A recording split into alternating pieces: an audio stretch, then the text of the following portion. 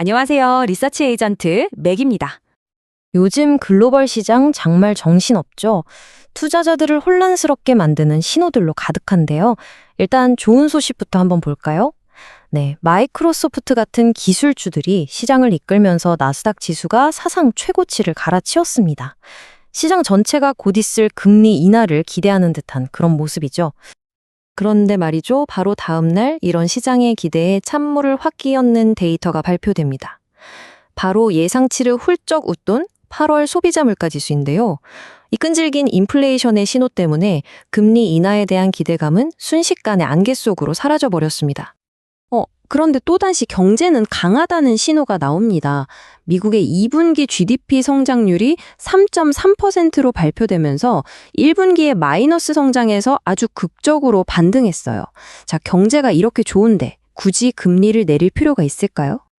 근데 동시에 경제의 엔진이라고 할 수 있는 제조업은 6개월 연속 꽁꽁 얼어붙어 있습니다. 한쪽은 뜨겁고 다른 한쪽은 차갑게 식어가는 경제. 투자자 입장에서는 정말 어느 장단에 맞춰야 할지 방향 잡기가 어려운 상황입니다. 이렇게 좋은 소식과 나쁜 소식이 마구 뒤섞여서 한치 앞을 내다보기 힘든 안개 같은 시장. 이 혼란 속에서 우리 투자자들은 과연 무엇에 집중해야 할까요? 오늘 분석은 바로 이 질문에 대한 답을 함께 찾아가는 과정이라고 할 수 있습니다. 이런 복잡한 상황일수록 매일매일 나오는 뉴스에 흔들리기보다는 시장의 큰 그림, 그 흐름을 바꿀 수 있는 거대한 변화에 집중해야 합니다. 그래서 한 펀드 매니저의 시각을 빌려서요, 이 모든 소음 속에서 우리 포트폴리오에 가장 결정적인 영향을 미칠 5가지 핵심 테마를 한번 뽑아봤습니다. 이 5가지 테마는요, 따로 노는 게 아니라 서로 아주 긴밀하게 연결되어 있어요. 연준의 금리 결정이 미중 기술 전쟁의 향방에 영향을 주고요. 이게 또다시 한국의 AI 전략과 지정학적 리스크로 이어지죠. 여기에 미래 기술이라는 변수까지. 이 거대한 흐름을 지금부터 함께 따라가 보겠습니다. 자, 그럼 먼저 글로벌 경제의 방향키를 쥐고 있는 연준의 딜레마부터, 그리고 우리 경제의 심장인 반도체 산업을 둘러싼 새로운 위협 요인부터 한번 짚어보겠습니다. 이거 보세요. 높은 물가 지표가 나온 날 시장이 딱 2개로 쪼개졌습니다. 전통 산업 중심의 다우지수는 하락했는데 기술주 중심의 나스닥은 오히려 사상 최고치를 기록했어요. 이게 바로 지금 시장이 얼마나 복잡한 신호를 보내고 있는지를 단적으로 보여주는 장면입니다. 이게 무슨 뜻이냐면요. 예전처럼 경기 안 좋네? 그럼 금리 내리겠네? 호재다. 이런 단순한 공식이 더는 안 통한다는 거죠. 시장은 이제 훨씬 더 복잡한 시나리오, 그러니까 성장은 멈추는데 물가는 안 잡히는 경량급 스태그플레이션의 가능성까지도 가격에 반영하기 시작했다는 겁니다. 미중 기술 전쟁도 완전히 새로운 국면으로 접어들고 있습니다. 미국이 좁은 마당, 높은 담장, 전략, 그러니까 핵심 기술은 절대 못 넘보게 꽉 걸어 잠그자. 중국이 이젠 단순한 관세 보복이 아니라 법률적 반격이라는 아주 정교한 카드를 꺼내 들었어요.